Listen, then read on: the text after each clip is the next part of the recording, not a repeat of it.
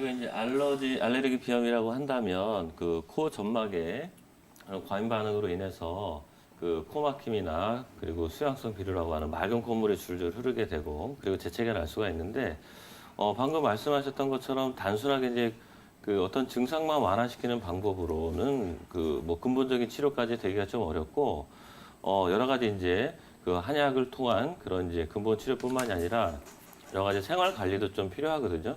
그래서 우리가 그 비강 점막, 코 점막이라고 하는데 그 점막의 중요한 기능 중에 하나는 우리가 들이마시는 공기가 어떤 상태든 간에 폐에 좀 안정적인 상태로, 그러니까는 적당한 온도와 적당한 습도를 좀 유지할 수 있도록 어떤 불순물들이 좀 제거된 형태로 폐에까지 좀 맑은 공기가 전달될 수 있도록 하는 게 그 코 점막의 중요한 그 역할 또는 이제 기능이라고 볼 수가 있는데 그 결국 이제 우리가 이 코 점막이 과민하게 좀 이런 민감한 상태가 되지 않기 위해서는 가장 중요한 게 그 치료적인 부분뿐 아니라 여러 가지 생활적인 측면에서도 많이 좀 실천해 주시면 좋을 것 같은데 가장 중요한 게 일단 충분한 수분을 섭취하는 게 가장 좀 중요하다 볼 수가 있겠고요. 그리고 좀 자극적인 어떤 음식이나 뭐 카페인이나 알코올 같은 점막을 자극할 수가 있는 그런 음식들은 좀 삼가하시는 게 좋고요. 그리고 또 하나는 이제 우리가 콧물이 계속 흐르기 때문에 코를 닦기보다는 심하게 코를 푸시는 분도 많이 있거든요. 근데 잦은 코 풀기 같은 경우에는 오히려 코 점막을 자극을 해서 그 증상을 더 악화시키는 경우도 있으니까 콧물을 닦을 때 좀 세게 푸는 것보다는 어느 정도 좀 닦는 정도로까지만 좀 자극 주지 않는 정도로만 이렇게 콧물을 제거해 주시는 게 좋을 것 같고요. 그리고 요즘에 이제 TV에서도 뭐 연예인이 많이 좀 하고 있는데 식염수로 이제 비강을 세척하는 것도 많이 좀 될 수가 있거든요. 그래서 우리가 한쪽 코로 식염수를 넣게 되면 우리가 반대쪽 그냥 빠지지 않고 아 하고 이렇게 소리를 내게 되면 반대쪽 그 코로 그 식염수가 이제 흘러내릴 수가 있거든요. 그러니까 직접 우리가 어떤 뭐 휴지나 뭐 이런 걸로 통해서 깊은 곳까지 닦아낼 수는 없으니까 이런 생리식염수를 통해서 이 비강 세척하는 것도 많이 좀 도움이 될 수가 있고요.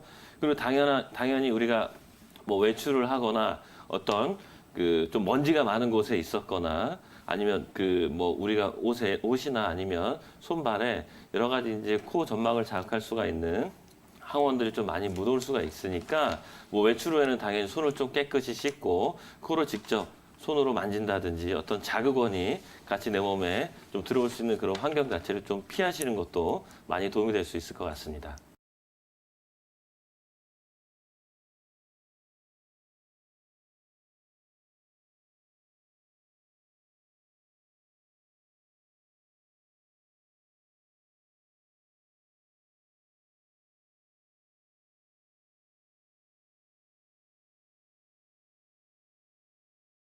한 2, 3년 정도 전부터는 후각도 좀 떨어졌고 그다음에 이제 환자분이 느끼기에는 평상시에 괜찮다가 이제 이 환절기 때만 재채기랑 콧물이 되게 심하다고 해서 그거를 네. 정리를 조금 한 다음에 한약적인 접근 치료를 좀 더 제가 설명을 해보도록 하겠습니다.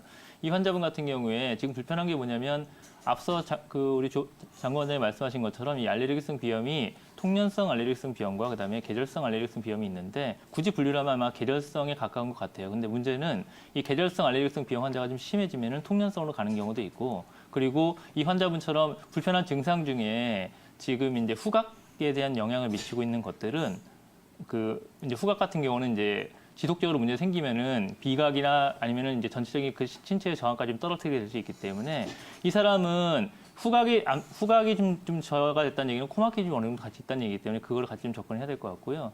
아마 한의학적으로 제가 좀 설명을 해야 될 게 일단 이런 게 있습니다. 한의사들이 예전에는 어떤 환자분의 증상만 파악을 해가지고 일반적으로 코에 문제가 있고 비염에 문제가 있으면 몸의 전반적인 기운이 좀 차기 때문에 몸의 기운을 좀 따뜻하게 해주는 방법으로 접근하는 게 좋겠다라고 해서 그에 맞는 적절한 처방과 치법을 좀 구사를 하는 경우가 있었는데 요즘에는 이제 한의사들도 이 현대 의료기기를 많이 활용을 해서 코 점막 내부를 실제로 찍어보면은 이와 같은 환자분들의 코 점막 상태가 되게 창백하고 그다음에 점막이 부어 있으면서 점막에 그 좀 줄무늬도 많이 가 있고 이런 변화가 좀 나타내는 확률이 있는데요.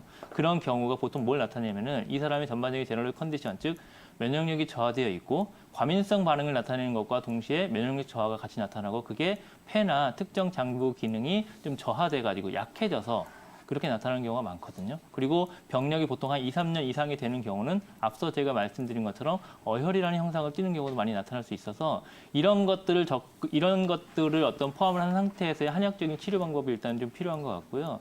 한의사들이 이 비염을 치료하는데 가장 많이 쓰는 치료 방법은 한약입니다. 그래서 이 환자한테 맞는 가장 적절한 맞춤 처방을 구사를 해서 쓰는 게 좋은데 지금은 최근에 이제 그런 한약적인 처방 외에도 이 한약을 실제 코나 아니면 인체 특정 부위에 도포를 해서 또는 아까 어혈이 있었을 때는 저희가 사혈요법, 즉 습관 같은 걸 통해 가지고 점막을 이렇게 피를 좀 빼는 그런 방법을 하는데 그게 실제 비강 점막 자체에도 비강사를 통해 가지고 그 압력을 좀 빼주고 그 혈액순환을 많이 시켜주면 개선이 되는 경우가 있기 때문에 기존에 많이 한의사를 썼던 한약 치료와 그다음에 이제 침구 치료는 기본이 될 수 있겠지만 그런 치료 외에 비강 사혈요법을 통한다든지 아니면은 한약을 약간 변형화시켜서 증류 형태나 아니면 연고 형태를 통해 가지고 코 점막에 직접 도포를 시켜주는 방법을 통해서도 그 코 점막을 안정화시키면서 전반적인 제너럴 컨디션을 좋게 만든다면 이런 환자분이 호소하는 그 증상을 많이 좋게 만들 수도 있고요. 사실 비염이라고 하는 게 이게 좀 어떤 생명을 위협하는 질환까지는 아니지만 삶의 질을 많이 떨어뜨리는 질환이기 때문에 그리고 난치성 질환으로 여겨지는 경우도 많기 때문에 근본적인 치료하는 게 상당히 힘들고 그렇기 때문에 또 양방에서는 이제 대증 치료에 준하는 경우가 많기 때문에 체질 개선이라는 측면에서 맞춤 관리를 하시는 게 이 환자분의 큰 삶의 질을 위해서는 훨씬 더 도움이 되지 않을까라고 조언을 드리고 싶습니다.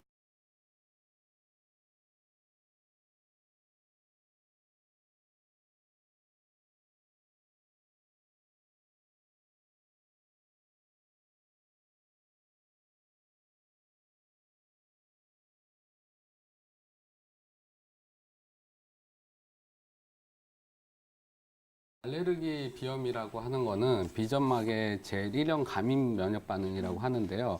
일종의 이제 면역 반응이라고 하는 거는 내가 이제 밖에서 외부 항원이 들어왔을 때 그거에 대해서 몸이 이제 반응하는 건데 그게 너무 과도한 경우 나타나는 증상이고요.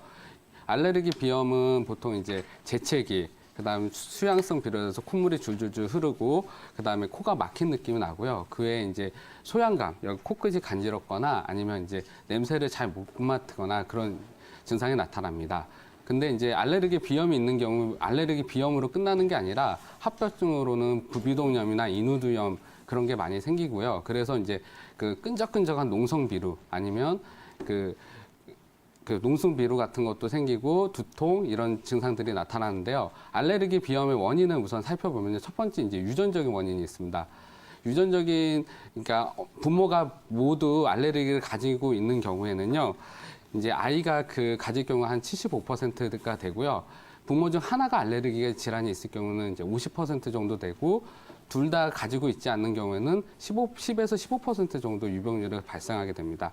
그다음에 이제 연령과 성별에도 영향이 있는데요. 우선 나이가 어릴수록 이제 알레르기 비염이 좀 많이 생기고요. 그다음 특히나 이제 학동기 때 나타났다가 이제 점차 이제 감소되는 경향성이 있고요. 그다음에 남자가 여자보다는 조금 더 많습니다.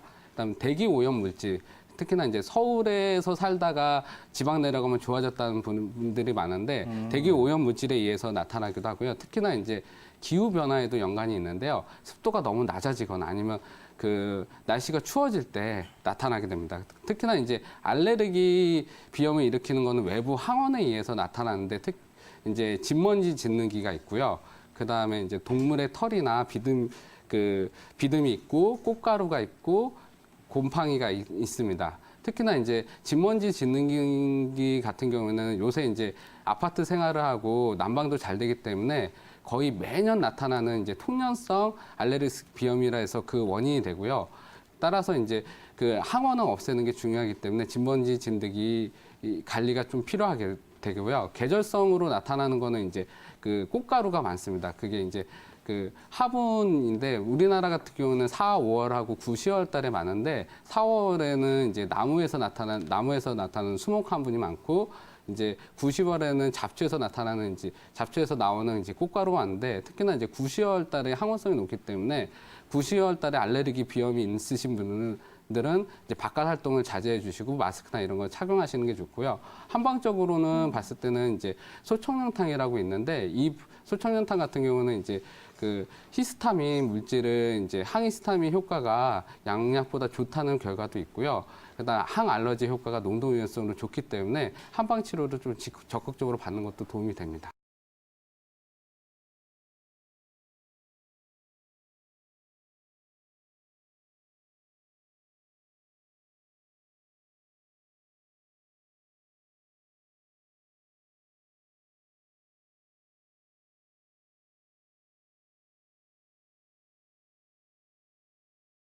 네, 안녕하세요. 그 팔이 한쪽만 이렇게 저리신가요? 아니죠. 양쪽 다 그랬거든요. 양쪽 다 저린 느낌 있으시고 예. 수술한 쪽은 어느 쪽이신가요? 수술한 쪽은 왼쪽이요. 왼쪽인데 수술한 이후에 양쪽 다 손이 저린 느낌 있으시고요. 예. 네. 그리고 발이 시리고 발이 지금도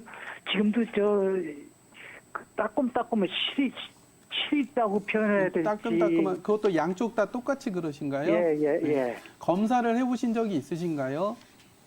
검사는 안 해봤습니다. 그냥 저기 한번 병원에 가니까 네네. 혈전이 있는 것 같다고 그렇게 얘기를 해가지고. 아 혈전이 있다고. 예, 그 초음파 검사를 했더니 혈전이 있는 것 같다고 그래가지고서는 네네. 이제 그거 뭡니까 그 약만 혈액순환 개선제 같은 거를 예, 드셨겠죠? 예. 네네. 예. 그 초음파를 어디 쪽에 혹시 하셨는지 기억이 나시나요? 목이나 이쪽으로 하셨나요? 목 있는데 했습니다. 목 쪽으로 하셨죠? 예, 예. 대부분 이제 혈전이 있다라고 얘기하는 경우는 그 초음파에서 했던 경우는 목에서 가장 큰 대동맥이 좀 지나가기 때문에 네. 그쪽의 혈관 탄성도를 보는 겁니다. 그래서 네. 어느 한 곳의 문제보다는 그쪽의 혈관이 제일 좀 크고 관찰하기가 쉽기 때문에 전체적인 혈관의 그 기능을 조금 측정하는 검사거든요. 예. 그래서 그것만 가지고 몸에 혈전이 있다 이렇게 하긴 좀 힘들고 전체적으로 어떤 흐름만 좀 보는 검사라고 생각하시면 되고요. 예. 그 저린 느낌이 일상생활에 이렇게 움직이실 때 저리신가요? 아니면 주무실 때 더 저리신가요? 특히 잘 때가 더 하고요. 네, 낮에는 지금 움직이고 그러니까 잘 모르죠. 네네네.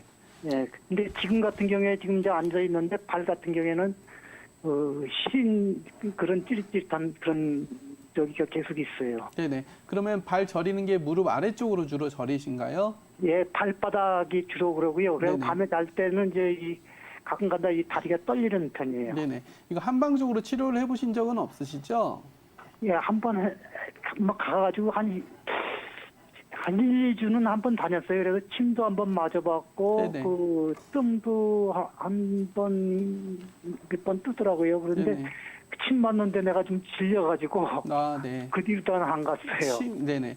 좀 정리를 해서 말씀드리면 이제 네. 보통은 근육인대라든지 이런 거에 문제가 있게 되면 네. 움직일 때 아파야 되는데 지금 같은 경우는 쉴 때 더 저리시거든요. 예. 그러면 이거는 전체적으로 기력이 좀 떨어지면서 말초 쪽의 신경들의 기능이 떨어지거나 아니면 말초 신경들이 어느 정도의 계속적으로 이제 포착이 좀 있거나 이런 경우가 훨씬 많습니다.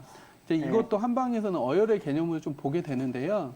근데 이게 이제 전신 증상으로 나타나기 때문에 국소적으로 어느 부분을 좀 포착된 거를 풀어주거나 이런 부분들도 이제 의미가 있을 수 있겠지만 지금 같은 경우에는 이제 혈액순환을 전체적으로 다 개선을 좀 시켜야 되거든요. 네. 그래서 한약으로 좀 꾸준히 좀 치료를 하시면서 국소적으로 이제 약침이라든지 침 치료를 좀 병행을 하셔야 되는데 일반 침 같은 경우에는 이 포착된 부분들을 풀어내기가 좀 쉽지가 않거든요. 그리고 지금 손끝이라든지 이쪽으로 좀 저리기 때문에 특히 그 부분들은 신경이 예민하시기 때문에 연세 드신 분들, 침 잘 맞는 분들도 사실은 침을 오래 맞기가 좀 힘듭니다.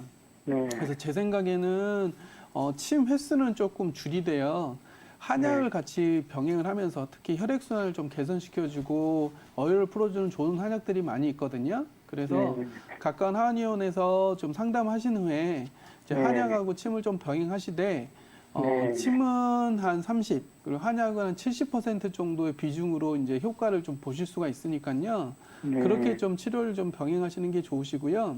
특히 이제 손이 저릴 때요. 환자분들이 제가 이제 관리법을 좀 말씀드리는데 손끝만 생각하시는데요. 네. 사실은 포착이 쭉 되면 여기서부터 이렇게 쭉 다 막힌 경우가 굉장히 많거든요. 그래서 네. 치약 짜듯이요. 네. 팔꿈치부터 손끝까지 이렇게 양쪽 손을 이렇게 주물러주는 것도 도움이 되시고요. 네. 그리고 이제 반신욕이라든지 족욕을 같이 병행하시는 게 좋으시고, 특히 네. 이제 척추에서 내려가는 신경들이 또 문제가 되는 경우가 있기 때문에요. 허리나 목 쪽이 좀 불편하시면 그쪽 치료도 같이 병행하시는 게 도움이 됩니다.